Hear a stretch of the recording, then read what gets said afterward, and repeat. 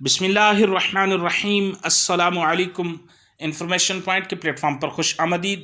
سامعین، کس خلیفہ کی خلافت راشدہ تھی؟ الملفوظ میں درج ہے، کسی نے امام احمد رضا بریلوی علیہ الرحمہ سے پوچھا خلافت راشدہ کس کی خلافت تھی؟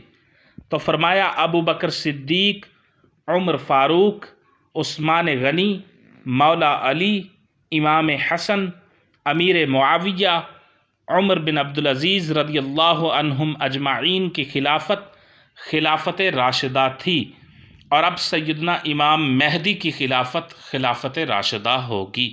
الملفوظ میں درج ہے، کسی نے امام احمد رضا خان فاضل بریلوی علیہ الرحمہ سے پوچھا خلافت راشدہ کس کی خلافت تھی؟ تو فرمایا ابو بکر صدیق، عمر فاروق، عثمان غنی، مولا علی، حضرت امام حسن، امیر معاویہ، عمر بن عبدالعزیز رضی اللہ عنہم اجمعین کی خلافت راشدہ تھی، اور اب سیدنا امام مہدی کی خلافت راشدہ ہوگی۔